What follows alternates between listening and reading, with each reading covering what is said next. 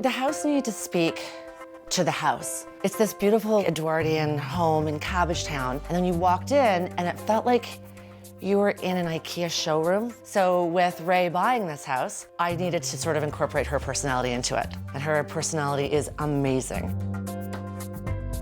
Well, I met with Ray at her old house. Now, she's someone that I've known from the past, but I really got to know her through this journey. And what I really wanted to do was I wanted this house to be like Ray. So she's fresh, she's light, she's beautiful, she's sweet, delicate, airy. So that's how I sort of took this home. I think to achieve this airy look, you have to be very careful in your color palette choices, because if you put, let's say, a white that has an undertone of blue with another soft white but has the undertone of yellow, it can end up looking a bit dirty. So it's really important to choose the whites and the taupes and the grays and the soft pinks that all have the same undertones of colors. I guess my favorite room would be the living room. It's cozy. I've been able to inject some pinks without it being overly pink, because there is a man that lives here. You can sit in the living room, you can look outside, there's a fireplace, there's cozy sofas, just a lot to look at. Well, I started off with using a very neutral color, which is great white. It's a great neutral. It's happy, it's cozy, it's fresh, it's clean. And from there, we just layered neutrals, a lot of linens, a lot of taupes, a lot of soft grays, and then we injected a little bit of floral that wasn't too Laura Ashley-ish. We also added some vintage pieces along with some more contemporary modern pieces, so it wasn't so stuck in an era. We designed the kitchen around Ray's personality, and we made sure that it was very fresh and inviting, but it was also practical, because she loves to cook and she loves to entertain. But again, we wanted it just as light and airy as her personality.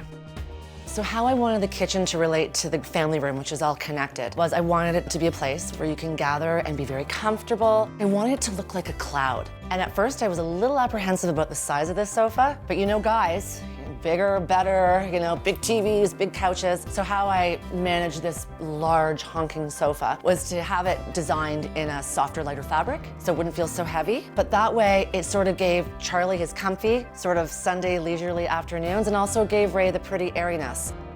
The built-ins were actually here. However, it was done in that maple wood. So we threw on some Oxford white paint, added some new hardware, and of course added all the pretty accessories that Ray loves. Ray is really good at accessories, and she's very good at sourcing. So she was a great help with all these built-ins. In the dining room, what I love is the grasscloth. I love how it's like a cloud, but it's not too girly. I love the dining room chairs. You can actually sleep in those chairs, so it's great for dinner parties. Ray loves to have guests who love to sit and relax and eat, and enjoy their wine, eat all her delicious food, yet it's also a man's world in there too.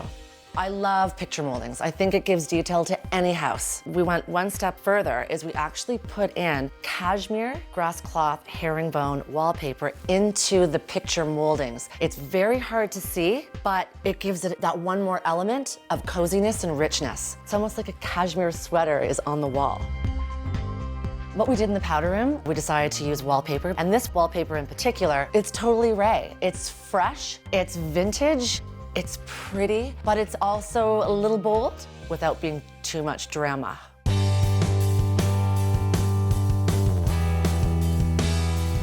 I can't tell you how many times I've been in this house, and every time I walk into the foyer, I can't stop smiling. It's just so happy. Like, there's so much love and prettiness, and I just never want to leave.